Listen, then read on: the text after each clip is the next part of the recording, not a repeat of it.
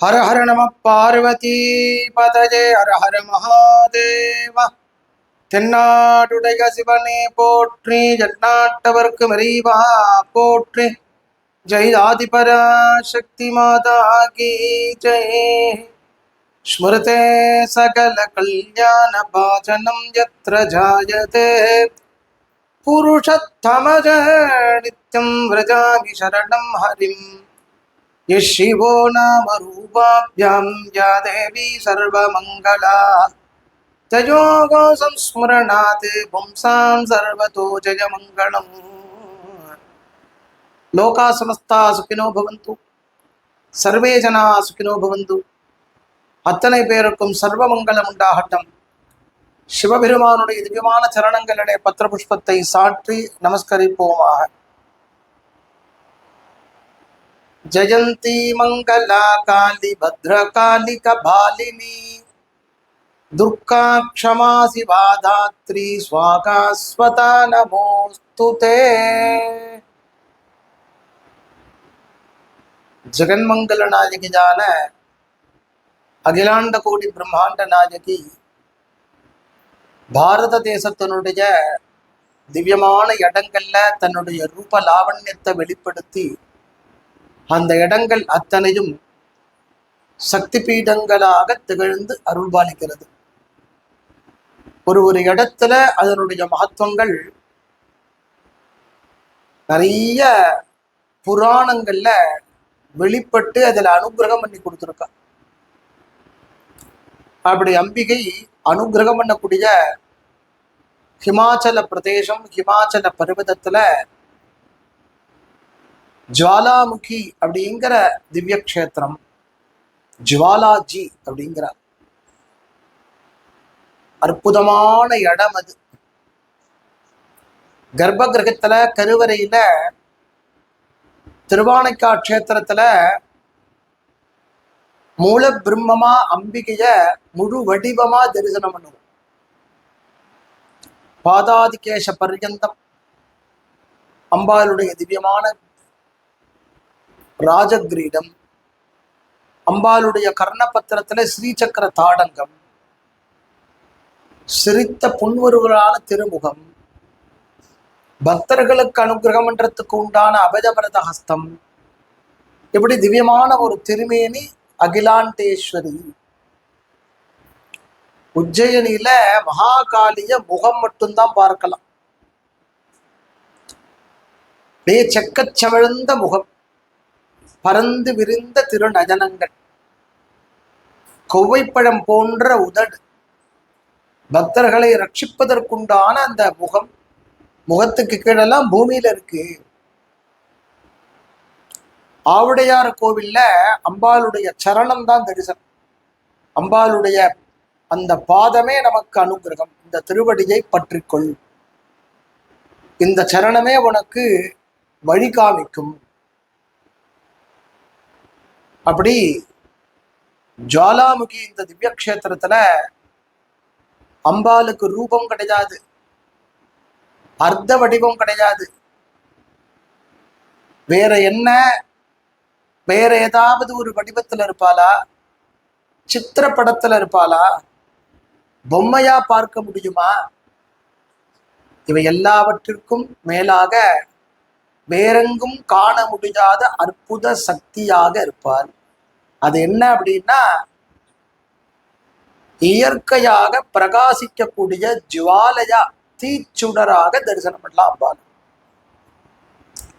யாரும் ஏற்றி வச்சது கிடையாது. தனியா அதற்கு தீபத்துக்கு தேவையான நெய்யோ எண்ணெயோ திரியோ போட்டு ஏற்றுவதல்ல.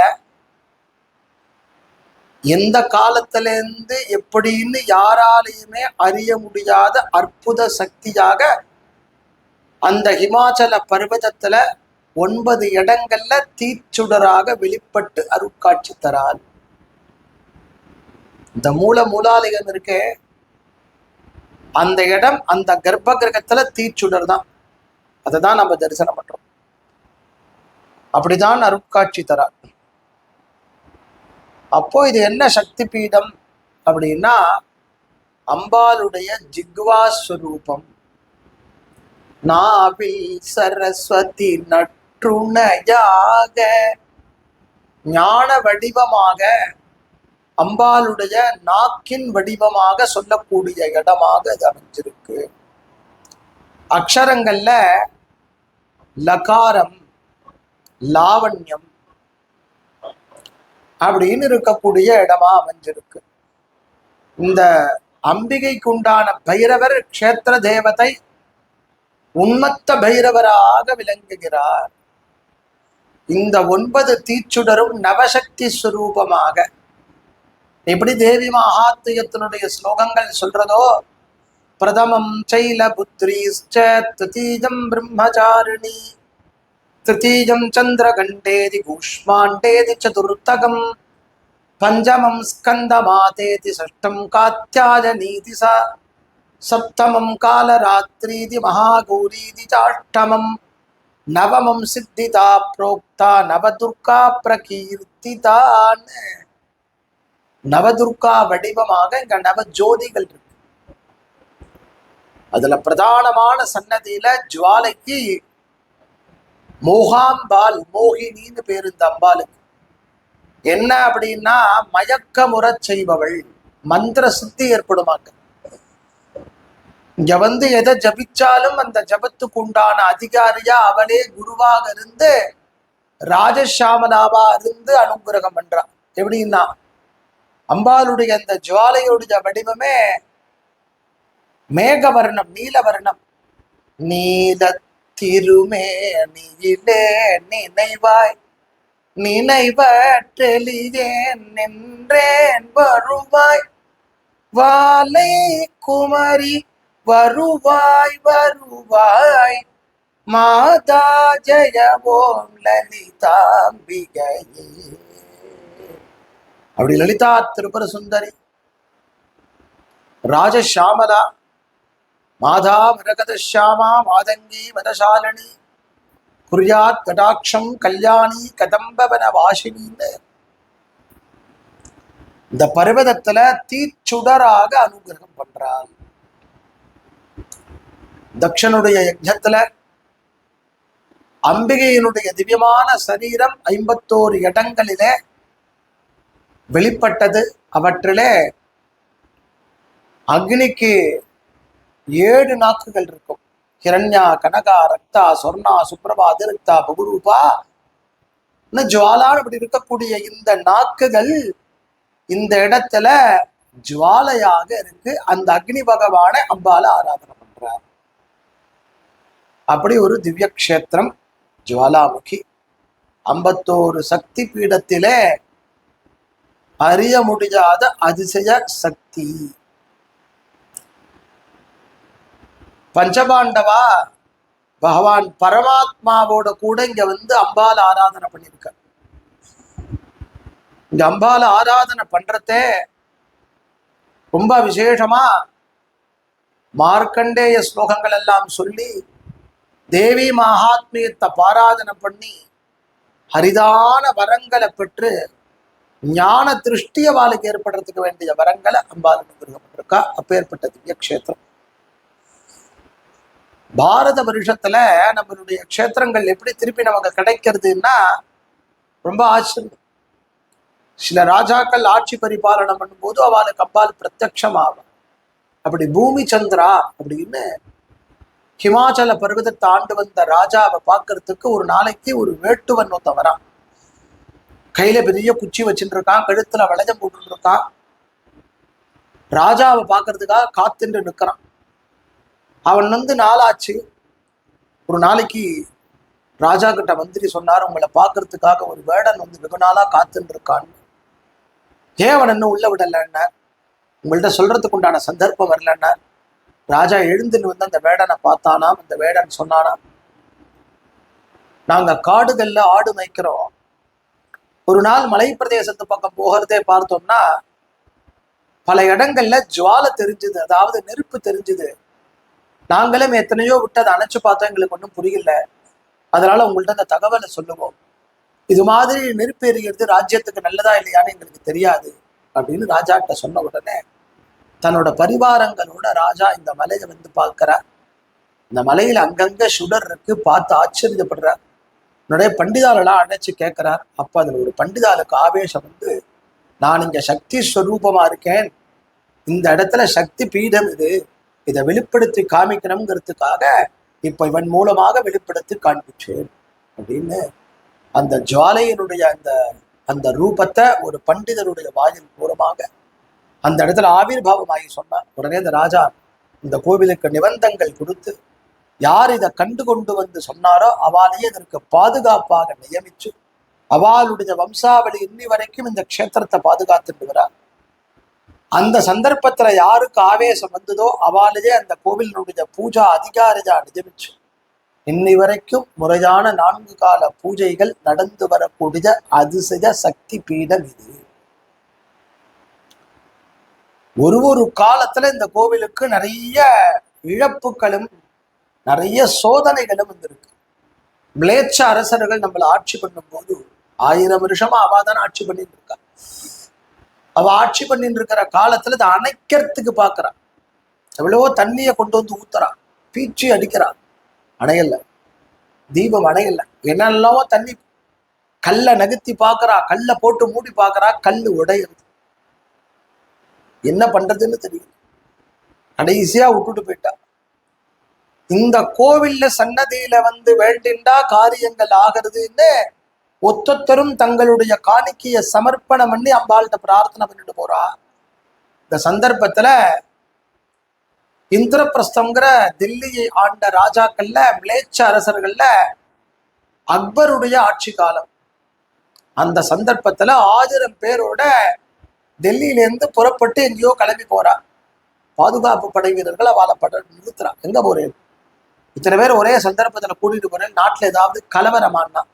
இல்ல, நாங்கள்லாம் ஜுவாலாமுகியை தரிசனம் பண்ண போறோம், நாங்கள்லாம் வருஷம் எங்கேயாவது ஒரு இடத்துல கூடுவோம், இந்த வருஷம் இங்க கூடியிருப்போம், இங்கேருந்து நடந்தே போய் எங்களுடைய காணிக்கைகளை செலுத்திட்டு வருவோம்.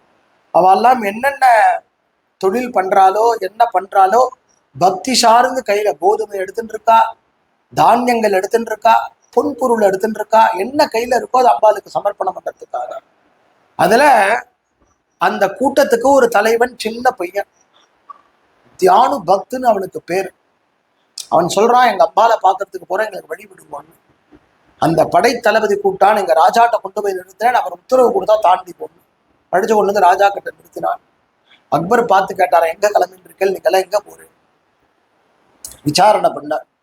எங்க அம்பாள் அங்க இருக்கா, ஜுவாலால மலை மேல இருக்கா, அவளை தரிசனம் பண்றதுக்காக போறோம், அவளை மாதிரியான சக்தி வேறு எதுவும் இல்லை, வருஷம் போய் நாங்க நமஸ்காரம் பண்ணிட்டு வருவோம், நாங்க போயிட்டு வரத்துக்கே எங்களுக்கு கிட்டத்தட்ட 60 நாள் ஆயிடும், அதனால இந்த 60 நாள் போனாலும் பரவாயில்லை, அவளை பார்த்துட்டு வந்தா சொச்ச மாசங்கள் நன்னா இருக்கு அப்படின்னு. உடனே அவ்வளவு சக்தியான்னு கேட்டாரா அக்பர். ஆமான்னா, எனக்கு எப்படியாவது காமிக்க முடியுமான்னு கேட்டாரா. எப்படி, நான் ஒரு சாதாரண பக்தன், நான் என்ன பண்ண முடியும், ஏதாவது சித்து பண்ண தெரியுமாண்ணா? எனக்கு தெரியாது கூட்டாங்க. அக்பர் பேசிண்டே இருக்கிறதே தன்னுடைய மடியில இருக்கக்கூடிய ஒரு கத்தி எடுத்து வேகமா விட்டுருச்சார்.